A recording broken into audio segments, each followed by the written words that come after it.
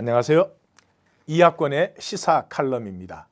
지금 계속해서 한국 통일에 대해서 우리가 함께 나누고 있습니다.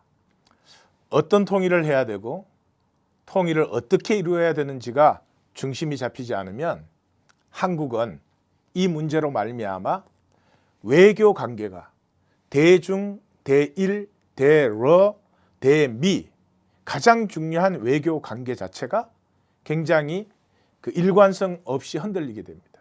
그러므로 이 민족적 손실, 정치 경제적 손실은 말로 다 할 수 없습니다. 정부가 왜 그런지 알 수 없지만 이 문제를 뚜렷하게 세우지 못한 채 북방 정책이 계속되고 있어서 우리끼리라도 한번 정리해보자 하는 시간으로 오늘 세 번째 역사적 과제로서의 통일을 나누고 있습니다. 지난 두 해에 걸쳐서 우리는 그런 얘기를 나누었습니다. 통일은 반드시 해야 된다. 첫 번째, 북한이 붕괴되면 한국은 역사적으로 퇴보할 수밖에 없다. 너무 많은 혼란과 손실이 일어납니다. 그 다음에 당사자 간에 잘 합의된 통일이어야 된다. 그래야지 손실과 이 부담을 최소한도로 줄이고 경제 정치적으로 이득이 되고 우리 민족의 새 지평을 여는 그런 통일이 될 수 있다. 또 민족사적으로 당위성이 있으며 세계 역사적인 인류사적 필요를 가지고 있다. 그리고 경제적으로도 이득이 된다 하는 것을 지난 두 번에 걸쳐서 나누었습니다. 오늘은 그러면 통일을 어떻게 할 것인가 하는 문제를 나누도록 하겠습니다. 어떻게 할 것인가의 항상 기초는 역사에서 배우는 것이 가장 좋습니다. 다행히도 우리 역사에는 이 통일에 관한 제가 생각할 때 세 가지의 중요한 교훈을 우리 역사가 우리에게 가르쳐 준다고 생각합니다. 그것 이전에 1990년 10월 3일에 독일의 통일이 이루어졌죠. 이것은 전격적인 어느 정도 준비는 했지만 전혀 예상 밖의 통일이었습니다. 그래서 비용이 엄청나게 낭비가 되었고요. 아직까지도 동독 지역은 그 많은 돈을 쏟아붓고도 낙후 지역으로 있고 구서독이죠. 서독 쪽에 부담으로 떠안겨져 있는, 그리고 동독 지역의 많은 주민들은 통일이 되었지만 더 나은 것은 없다. 심지어 옛날이 좋았다.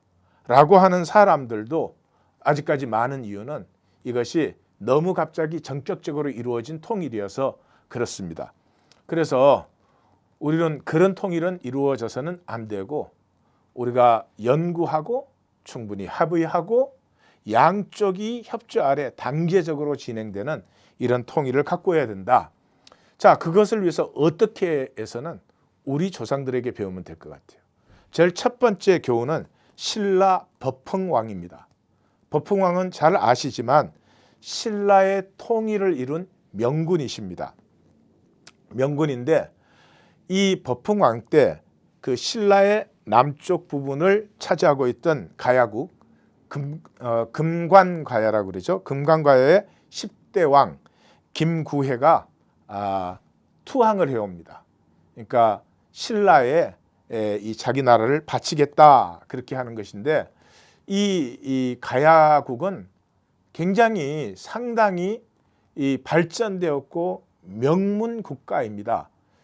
처음에는 가락국이라고 불렀죠. 그러다가 이제 가야국이 됐는데 이 가락국을 세운 사람이 김수로 왕입니다.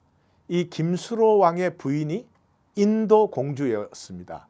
우리 한국말로는 허황옥이라고 부르는 그런 인도의 공주인데 아유타국의 공주입니다.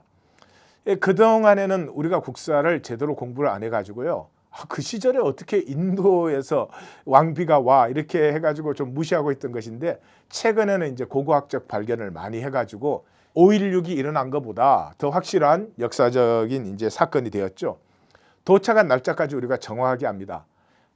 AD 48년 7월 27일이었습니다.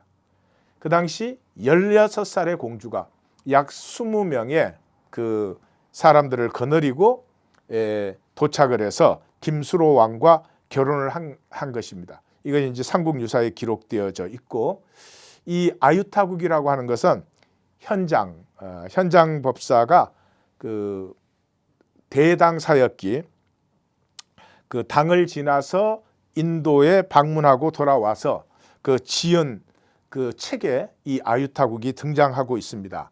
그때 인도의 산물과 접한 이 가야국은 굉장한 발전을 이루어냈습니다. 그래서 굉장히 신라보다는 문화적으로 앞서가는 그런 국가였는데 이 10대 왕 김구해가 신라에 기꺼이 자기 나라를 헌납합니다. 그것은 법흥왕의 그 인격과 그 정책의 감화를 받아서 그렇게 한 것입니다. 이 법흥왕은 군제를 개혁하고 불교에 심취해 있고 처음으로 국민 사상을 통일한 사람입니다. 불교 사상을 바탕으로 해서 우리가 이렇게 한 민족 한 국가로 살아간다면 우리가 이런 것을 함께 바라보자. 우리만 살려고 하지 말고 우리 주변에 있는 사람들에게도 우리가 덕이 되자. 뭐 이런 것들을 해서 굉장히 그 민족 정신을 높였습니다. 그것을 바탕으로 통일을 이룬 사람이고 이러한 것에 감화되었던 그 금강과의 김구해가 자기 나라를 헌납한 것이죠. 그걸 받았을 때 이 법흥왕은 가야를 조금도 차별하지 않았습니다. 신라와 동일한 국민, 동일한 백성으로 받아들이고 동일한 기회를 주고 그 사람들에게 동일한 권리, 누구든지 신라인이 진출할 수 있는 관직이라면 가야 출신의 사람들도 다 들어갈 수 있는 그런 그 오픈 팔러스를 열어서 그냥 삽시간에 신라와 가야의 경계선을 무너뜨리고 하나가 되게 한 그런 왕입니다. 두 번째 우리가 배울 분은 고려의 왕건입니다. 왕건. 아시다시피 이제 통일 신라가 통일을 하지 않았습니까? 고구려와 백제가 훨씬 더 강했습니다. 그럼에도 불구하고 이 법흥왕 같은 정신적인 고치를 이루어내지 못하면 세력은 강하게 만들 수 있지만 통일이라고 하는 것은 어렵다 하는 것을 보여주고 있습니다. 그래서 훨씬 작고 훨씬 약했던 신라가 통일을 하게 됩니다. 통일 신라가 이루어지면서 한국은 남한과 북한 시대가 이루어지죠. 이때 북쪽에는 발해가 있었고 이때 남쪽에는 통일 신라가 있었습니다. 이때 남북 통일이 이루어졌더라면 이 한민족의 구구는 크게 떨쳐졌을 것입니다. 지금 만주라고 부르는 그리고 요동이라고 부르는 이 일대가 전부 우리 민족의 발판이 되었겠죠. 그렇지만 불행하게 그때 남북 통일이 이루어지지를 않았습니다. 후삼국 시대 통일 신라가 무너지면서 후삼국 시대가 들어왔는데 그때 후고구려의 장군이었던 사람이 왕건입니다. 아시다시피 궁예가 왕이었는데 너무나 폭정적이었고 의심이 많은 사람이었습니다. 최측권 중에는 뭐 거의 예외가 없이 죽어나갈 정도로 그러한 사람이었습니다. 그래서 그 대신들이 뭐 왕건을 거의 추대하다시피 해서 궁예를 제거하고 이 후고구려의 왕이 되죠. 후고구려의 왕이 된 후에 이 신라와 이 후백제와 계속해서 싸움을 싸울 수밖에 없는 그런 입장인데도 왕건이 굉장히 포용적인 정책을 썼습니다. 그래서 후백제의 왕인 견훤이 그 아들 신검의 반란을 맞아가지고 왕건에게로 피해서 옵니다. 그 피해온 견훤을 왕건이 제가 아버지처럼 모시겠습니다. 그리고 자기 딸을 그 견훤에게 주고 그 충분한 대접을 해주고 그랬습니다. 그러고 얼마 안 있어 가지고는 이 후백제의 아버지를 쫓아낸 신검이 또한 왕건에게 투항을 합니다. 이때도 이 왕건은 신검을 자기의 아들로 받아주고 충분한 보장을 해주고 이렇게 했습니다. 그것을 보고 신라의 경순왕이죠. 마지막 왕이 왕건에게 스스로 투항을 했습니다. 투항을 했을 때 왕건이 두 딸을 그에게 주고 정성공이라고 이게 임명을 하고 사실은 뭐 그 당시 국가라 그래도 왕은 도읍 중심 아닙니까? 신라와 그 주변의 땅을 시급으로 주어서 그 경순 왕이 조금도 불편하지 않게 그렇게 해주었습니다. 그러면서 북쪽의 발해가 이 중국 민족에게, 그 당시에는 특별히 여진 쪽이죠, 이 거란족들에게 시달리고 있을 때 발해의 유민들을 거두어주고 발해의 유민들의 그 한을 자기 품에 안아서 왕건 때로부터 사실은 우리 역사의 실제적인 북방 정책이 실시되는 것입니다. 그래서 이 거란을 경계하고 중국 쪽을 이 경계하는 이러한 북방 정책이 추진된 것이 왕건 때입니다. 그리고 후백제 지역의 호족들이 굉장히 많이, 왜냐하면 왕이 그냥 투항한 거죠. 자기들은 투항한 게 아니니까 굉장히 그 적대적으로 왕건하게 되었습니다. 그런데 그 호족들을 한 사람도 무력으로 치지 아니하고, 무력으로 치면 뭐 일시에 칠 수 있죠. 그런데도 호의를 베풀고 그들과 결혼 관계를 갖고 이렇게 해서 이 신라와 후백제를 품은 사람이 왕건입니다. 그렇게 통일을 하고 난 다음에는 백성을 안민시키고 빈민 구제를 위해서 이 전쟁과 난리 사이에 백성들이 뭐 부지기수로 죽어갔습니다.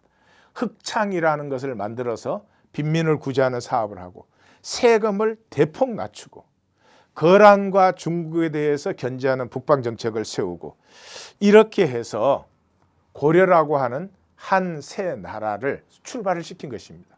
그래서 이 왕건에게서 우리는 통일에 대해서 배울 바가 많습니다. 세 번째는 두말할 것도 없이 세종대왕입니다. 세종대왕은 고려가 망하고 조선이 출발되어서 조선에서 태어난 첫 조선 왕입니다. 이분은 피비린내 나는 왕가의 그 역사를 지나온 사람입니다. 두 차례의 왕자의 난이 있었고 태종, 자기 아버지죠. 자기 아버지가 이 처가 쪽에서 세력을 잡으면 왕권이 약해지는 것을 봤기 때문에 양녕대군을 세자로 책봉한 다음에 그 처가 일족을 다 멸문시켰습니다. 그 다음에 이제 양녕대군이 망나니 짓을 해가지고 이 세 번째인 충령, 세종대왕이 이제 세자가 됐죠. 그때는 세종대왕의 비는 심씨였습니다. 이 심씨 일가를 완전히 또 몰살을 시켰습니다. 참 옛날이지만 어떻게 보면 그로테스크한 일인데요. 그런 피비린내 나는 그 역사 속에서 세자가 되고 왕이 되었던 사람입니다. 근데 일찍이부터 그 심성은 분명했던 것 같아요. 그 동생이 성령인데 성령이 아파가지고 그 성령을 간호할 때 양령은 별로 아프지를 않았다 그래요. 예, 그리고 그 위에 형인 효령은 일찍이 불교에 심취해서 이렇게 출가를 했고요. 그 성령의 병자리를 지켜준 사람이 이 세종대왕 충령이었다고 합니다. 그래서 이 충령이 왕이 되고 나서는 자기 마음속에 그 소원이 뚜렷했습니다. 첫째는 이 조선이란 나라의 이 정통성을 세우는 것. 이 단전히 세력이 강해가지고 상대방 죽이고 쓴 나라가 아니라 나라로서의 어떤 정통성을 갖기를 원했고요. 그 다음에 적장자가 계승하는 이런 선순환을 만들어야 되겠다. 그리고 무엇보다도 신하들에게 존경받는 왕가가 되어야 된다. 이 신하가 그냥 세력에 억눌려 있는 것이 아니라 신하들이 스스로 존중하는 그런 왕가가 세워져야 된다. 이런 것을 가슴에 안고 있었습니다. 그래서 이 세종은 그것에 대한 대책으로 이것을 세웠습니다. 더 이상 세력을 견제하거나 더 이상 어떤 정치적인 문제를 해결하거나 어떤 누가 반역성이 있느냐 이런 것을 잡아내지 말고 나라 자체가 나라됨을 향해서 힘차게 나아가면서 모든 것을 품는다 하는 그런 정책을 쓰게 됩니다. 그래서 생긴 것이 훈민정음을 창제해서 우리 한민족으로서의 어떤 정체성을 처음으로 사실은 그때까지는 우리는 항상 중국의 어떤 복속된 국가라는 의식을 어떻게 할 수 없었는데 우리 민족으로서 정체성을 만들고요. 대마도를 정벌해 가지고 제주도와 남해 해안의 그 어민들을 보호함으로 말미암아 국가라고 하는 것이 백성을 지키고 보호하는 것이라고 하는 것을 사람들에게 심었습니다.